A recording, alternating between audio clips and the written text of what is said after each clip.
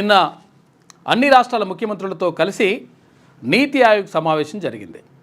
గతంలో ఈ నీతి ఆయోగ్ సమావేశానికి ఎప్పుడు కూడా కేసీఆర్ డుమ్మగొట్టేటోడు. ఎందుకనంటే అది చాయ్ బిస్కెట్ల కథ లేకపోతే పల్లి బఠానీల కథ ఉంటుంది. అక్కడ ఏముంది, పల్లి బఠానీలు నోట్లు వేసుకోవాలి, రావాలి, గింతే ఉంటుంది. కాబట్టి నీతి ఆయోగ్లో ఏముండదు. అక్కడ ప్రధానమంత్రి తర్వాత అంటే అసలు యాక్చువల్గా నీతి ఆయోగ్ ఎందుకు ఏర్పాటు చేస్తారు అంటే దేశంలో అంటే అన్ని రాష్ట్రాలకు సంబంధించి ఆయా రాష్ట్రాల్లో ఉన్నటువంటి సమస్యలు ఏంది, అసలు ఎటువంటి పరిస్థితులు ఉన్నాయి, అక్కడ కేటాయింపులు ఏం కావాలి, దానిపైన అన్ని రాష్ట్రాల ముఖ్యమంత్రులతో చర్చించి దాని ప్రకారము అంటే ఏ రాష్ట్రాలకు ఏ అవసరాలు ఉన్నాయి దాన్ని చూసుకొని దాని ప్రకారంగా బడ్జెట్ కేటాయింపులు ఇవన్నీ కూడా జరుగుతూ ఉంటాయి. అయితే అప్పుడు ముఖ్యమంత్రిగా ఉన్నటువంటి కేసీఆర్ ఎప్పుడు కూడా డుమ్మగొట్టేటోడు. ఎందుకనంటే అది ఏముండదు, శనగ బఠానీల కథ, నేను అసలు అడిగి పోయి శనగ బఠానీలు బుక్కలనా, గాని కోసం నేను అంత దూరం పోవాలా అని చెప్పేసి అనేటోడు. కానీ నిన్న మొదటిసారిగా ముఖ్యమంత్రి రేవంత్ రెడ్డి ఆ కార్యక్రమానికి వెళ్ళిండు. తర్వాత ఆ కార్యక్రమాలకు వెళ్ళడంతో పాటు ఇక్కడ రాష్ట్రంలో ఉన్నటువంటి సమస్యలను అక్కడ ఏకరువు పెట్టడంతో పాటు సమస్యలు తర్వాత భవిష్యత్ ప్రణాళిక ఎలా ఉండాలనే విషయాలపైన ఏకరువు పెట్టడంతో పాటు ఇంకొక విషయం ఏం తెలుస్తూ ఉందంటే దానికి సంబంధించినటువంటి బయట లేనట్టున్నాయి. ఈ బీసీలకు సంబంధించినటువంటి 42% రిజర్వేషన్ను కూడా ఇక్కడ డిమాండ్ ఉంది, దానికి అమలు చేయాల్సినటువంటి పరిస్థితి ఉన్నది తెలంగాణలో అని చెప్పేసి అక్కడ చెప్పినట్టుగా తెలుస్తూ ఉంది. నిజంగా అంటే ఇక్కడ నిన్న ఈటీవీలో కథనం కూడా వచ్చింది. అయితే నిజంగా ఒకవేళ అట్లా చేస్తే మాత్రం 100% ముఖ్యమంత్రి రేవంత్ రెడ్డికి బీసీ ప్రజలు 100% కృతజ్ఞతగా ఉంటారు.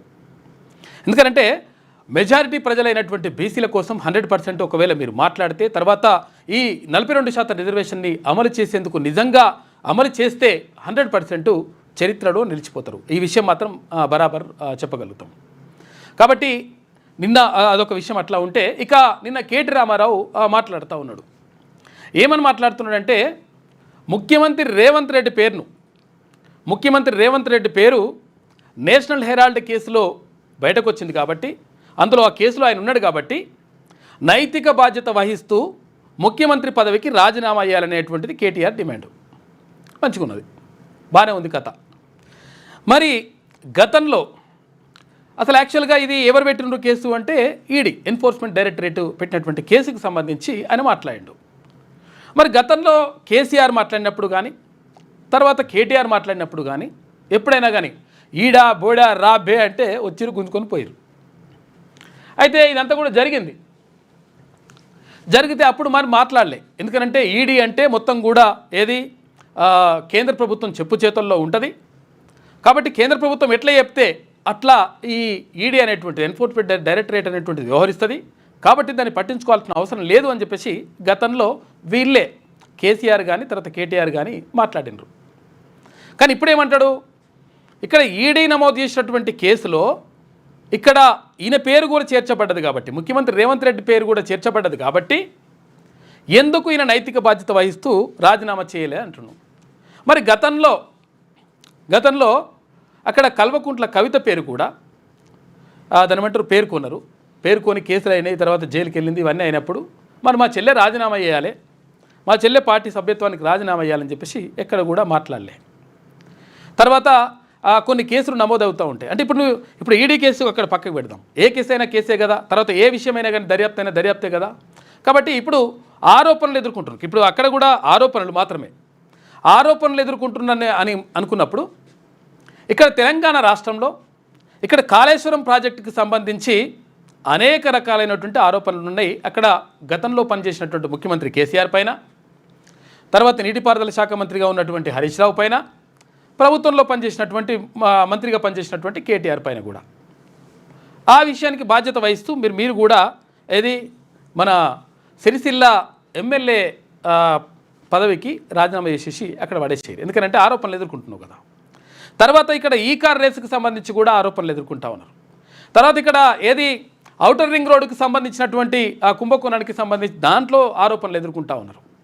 తర్వాత అదే విషయం కాదు, గొర్రెల స్కామ్కి సంబంధించి గత ప్రభుత్వంలో గొర్రెల స్కామ్ జరిగిందని చెప్పేసి ఆరోపణలు ఎదుర్కొంటా ఉన్నారు.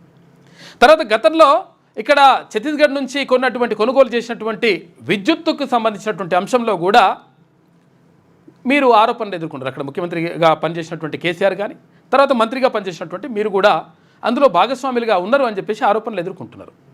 మరి మీరెందుకు బాధ్యత వహిస్తూ ఆ ఆరోపణలు ఎదుర్కొంటున్నటువంటి నేపథ్యంలో అవి నిరూపించేదాకా నేను మంచోన్ని లేకపోతే ఇట్లా కడిగిన ముత్యాన్ని అని చెప్పేదాకా మీరు కూడా ఎందుకు రాజీనామా చేయకూడదు? ఈ ప్రశ్న ప్రజలు అడుగుతూ ఉన్నారు. దానికి సమాధానం చెప్పాల్సినటువంటి బాధ్యత కేటీఆర్కి ఉంటుంది. అసలు యాక్చువల్గా ఈ విషయం ఎందుకు తీసుకొచ్చేసిండు? ఈ విషయాన్ని పెద్దగా చేసి చూపించేటువంటి ప్రయత్నం ఎందుకు చేస్తూ ఉన్నాడు? ముఖ్యమంత్రి రేవంత్ రెడ్డి పేరు అందులో ఉంది అని చెప్పేసి ఎందుకు ప్రయత్నం చేస్తూ ఉన్నాడు అంటే, అక్కడ కల్వకుంట్ల కవిత చేసినటువంటి వ్యాఖ్యలు ఏమన్నదామే, మా నాయన దేవుడు పక్కకన్నీ కూడా దయ్యాలున్నాయి అని చెప్పింది. ఆ దయ్యాలు ఎవరు అని చెప్పేసి అక్కడ ఉన్నటువంటి విలేకరులు ప్రశ్నలు అడిగినారు.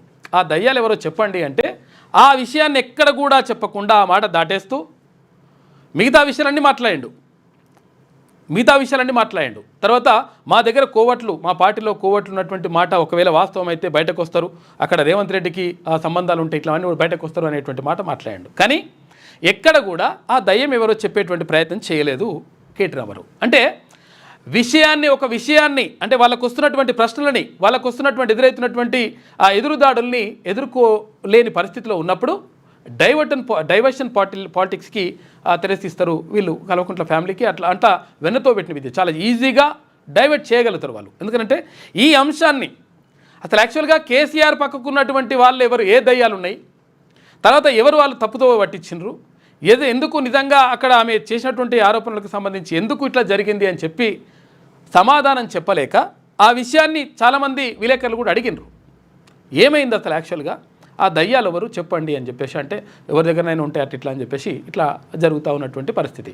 మొత్తం మీద డైవర్షన్ చేయడంలో వాళ్ళు చాలా ఈజీగా డైవర్షన్ చేసేసి తర్వాత ఇక్కడ రేవంత్ రెడ్డి అంశము జస్ట్ పేర్కొన్న అంశాన్ని ఆసరాగా చేసుకొని రాజీనామా చేయాలంట. అట్లా చేయాలంటే ఎన్నిసార్లు మీరు రాజీనామా చేయాల్సి ఉంటుంది గతంలో ప్రభుత్వం ఉన్నప్పుడు. తర్వాత ఇంకొకటి ఏమంటాడంటే మీడియా ఇప్పుడు 100% అండగా నిలవాల్సినటువంటి అవసరం ఉంది ప్రతిపక్షాలకు. ఎందుకంటే ప్రతిపక్షాలకు అంటే ఇప్పుడు ప్రభుత్వానికి అనుకూలంగా మాట్లాడకూడదు, ప్రతిపక్షాలకు అనుకూలంగా మాట్లాడాలి. తర్వాత ఇంకొకటి ఏంటంటే ఒకవేళ మెయిన్ స్ట్రీమ్ మీడియా మాట్లాడకపోతే సోషల్ మీడియా ఉంది అని కూడా అంటున్నాడు కేటీ రామారావు. అంటే దీని ద్వారా ఏంది అంటే ఆయనకు అర్థమైంది కథ. అసలు కథ అర్థమైంది. అధికారంలో ఉన్నప్పుడు ఇవన్నీ ఏమి కూడా కనిపించలేవు, మనుషులు కూడా అవన్నీ కూడా దగ్గరికి రానియలేదు. తర్వాత కనీసం దీనికి సంబంధించినటువంటి మాట్లాడడానికి కూడా ఎవరికి అవకాశం ఇవ్వలే, ఎవరికి కలవలేరు.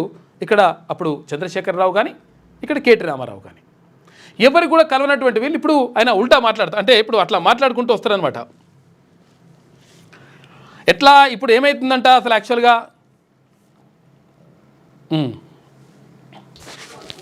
ఒకసారి చూద్దాం. రేవంత్ రెడ్డి కోవట్లు ఉంటే ఉండొచ్చు, ఏముంది అందులో.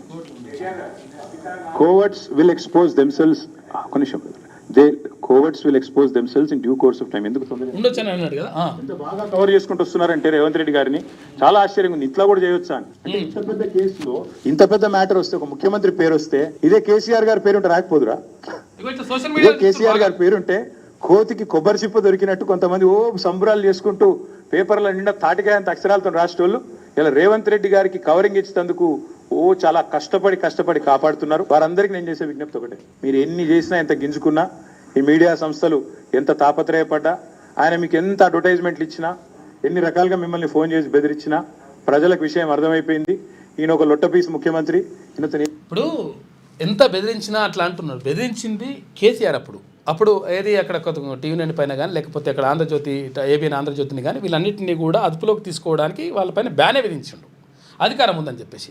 ఇప్పుడేమో మీరు ఏం చేసినా కానీ బెదిరించినా కానీ చెప్పేసి మళ్ళీ ఇప్పుడు ఇట్లా మాట్లాడుతున్నారు. చూడంటే మనుషులు అధికారంలో ఉన్నప్పుడు ఎట్లా మాట్లాడతారు, తర్వాత అధికారం దిగిపోయిన తర్వాత పరిస్థితి దారుణంగా ఉన్న పరిస్థితుల్లో ఎట్లా మాట్లాడతారు అనే దానికి చిన్న ఉదాహరణ ఇదే. కాదు అని అర్థమైంది కాబట్టి మీరు కూడా దయచేసి నిష్పక్షపాతంగా వార్తలు ప్రజలకు చెప్పండి. లేకపోతే సోషల్ మీడియా ఉంది, మీరు చెప్పినా చెప్పకపోయినా సోషల్ మీడియా ద్వారా ప్రజలకు అన్ని తెలుస్తాయి. తెలియదు సోషల్ మీడియా ద్వారా తెలుస్తుందని ఇప్పుడు తెలిసిందన్నట్టు ఆయనకు. ఎందుకంటే సోషల్ మీడియా ఏం చేయలేదు, మమ్మల్ని ఏం చేయలేదు, మేము అధికారంలో ఉన్నాం ఇట్లా అని చెప్పేసి మాట్లాడిన వాళ్ళే ఇప్పుడు ఇట్లుంటుంది అన్నట్లు లెక్క. మేము పిల్లి కదా కళ్ళు మూసుకొని పాలు తాగితే తెలియదు అనుకుంటుంది అన్నట్టు మేము రాయకపోతే వార్తనే కాదు, మేము రాయకపోతే మేము నొక్కేస్తే ఎవరైనా కూడా వాస్తవాలు చెప్తున్నాం. మీకు అబద్ధం అనిపిస్తే నేనేం చేయాలి? కానీ చాలా మంది రాస్తలేరు, మరి ఏం చేయాలి? మరి మా బాధ మేము చెప్పుకోవాలి కదా, ప్రజలకన్నా చెప్పుకోవాలి కదా. కాబట్టి మీరు అట్లా అనుకొని మీ భ్రమల్లో ఉన్నంత మాత్రాన మీరు చేయగలిగేది ఏం లేదని కూడా చెప్తూ సహకరించే మిత్రులకు థ్యాంక్ యూ. ఎంత బాగా కవర్ చేస్తే ఇట్లా ఇట్లుంటుంది అనమాట. అసలు యాక్చువల్గా ఏంది ఇక్కడ ఇది ఏది నేషనల్ హెరాల్డ్కి ఇదంతా కూడా పెద్ద సోషల్ మీడియాలో బాగా దీన్ని ట్రోల్ చేస్తూ ఉన్నారు. అంటే డైవర్షన్ పాలిటిక్స్. ఒకవేళ ఇప్పుడు వాళ్ళు ఏమడిగినరు, వాళ్ళు అక్కడ ఉన్నటువంటి విలేకరులు ఏమడిగినరు అంటే అసలు యాక్చువల్గా ఏమైంది, అసలు యాక్చువల్గా మీ పార్టీలో ఇట్లా లుకలుకలేంది, అసలు యాక్చువల్గా ఇదంతా కూడా దీనికి సంబంధించి మాట్లాడండి అంటే ఆ విషయాన్ని పక్కకు పెట్టేసి, అసలు విషయాన్ని పక్కకు పెట్టేసి ఈ కొత్త విషయాన్ని ముందుకు తీసుకొచ్చేసి ఇదే పెద్ద విషయంగా చెప్పేటువంటి ప్రయత్నం చేస్తారు. అట్లుంటుందన్నమాట లెక్క. తర్వాత ఎట్టి పరిస్థితుల్లో ఇక్కడ బీసీ రిజర్వేషన్కి సంబంధించి 42% రిజర్వేషన్, ఇక్కడ విద్యా ఉద్యోగాల్లో, తర్వాత ఇక్కడ స్థానిక సంస్థలకు సంబంధించి కాంగ్రెస్ పార్టీ ఇచ్చినటువంటి హామీకి సంబంధించి మరి రేవంత్ రెడ్డి నిన్న ముఖ్యమంత్రి అక్కడ ఏది నీతి ఆయోగ్ మీటింగ్లో మాట్లాడినట్టుగా తెలుస్తూ ఉంది.